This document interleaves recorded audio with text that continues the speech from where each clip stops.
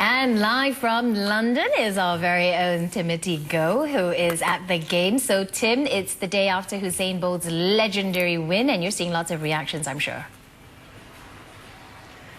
Definitely, Glenda. It's been a sweet victory for Bolt, the three-time world champ and Beijing Olympics gold medalist. All week long here, leading up to the race last night, there were speculations over his readiness or of him seemingly out of world championship form, even suggestions and repeated stories here on how he may be psychologically damaged from last year's false start in the World Championships final, if you recall, and from the car crash he had in June, and also from his defeat of his training partner, Johan Blake, in the Jamaican qualification race just 5 weeks ago. So last night, the Lightning Bolt showed everyone why he is still the fastest.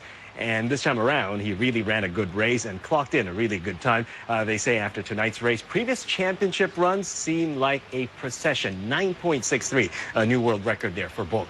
A great victory, too, for Jamaicans, because today, August 6th, is its 50th Independence Day. And victories by Bolt, a good showing by Johan Blake, a victory on Saturday night in the women's 100 meters by Shelly Ann Fraser-Price, and to a certain extent, victory by Jamaican-American Sanya Richards-Ross, who won the gold in the women's 400 meters hurdle for the United States, surely being celebrated by many in Jamaica today. And here's a sweet thought as well. After the race, Bolt tweeted words of support for his teammate, Asafa Powell. Here's what he said. Let's have a look.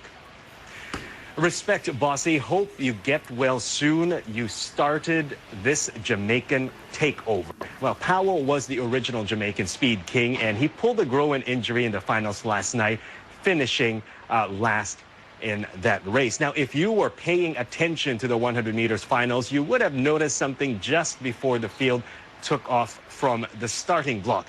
A bottle was thrown onto the running track just behind the athletes. London police arrested a suspect. Scotland Yard says a man was heard shouting abuse and was then seen throwing a bottle immediately before the race on lane 5, if I'm not mistaken. The bottle was seen near the starting block belonging to silver medalist Johan Blake and Bolt's teammate. Police say no one was injured. The event was not disrupted. The suspect is being held at a police station in East London on suspicion of causing public nuisance. Glenda.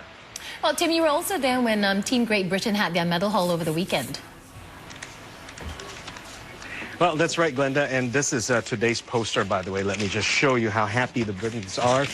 So how was your weekend, they asked. These are all the gold medalists over the weekend, and in fact, I was there inside the Olympic Stadium witnessing what we were later told was the greatest hour in British athletics history on Saturday night when Team Great Britain won 3 gold medals in a row in front of more than 80,000 spectators in 1 hour, just in the athletic stadium.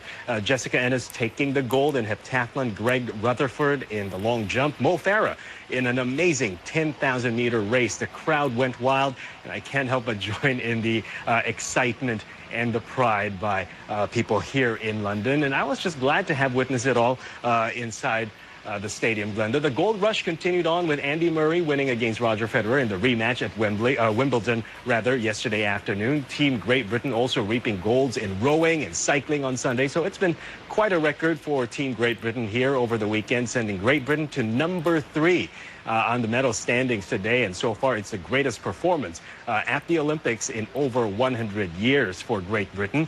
Now, tickets to athletics events, hard to come by. If you're wondering how I got mine, I had to call up Samsung, sponsor of these games, to beg for those tickets, and literally got them very last minute.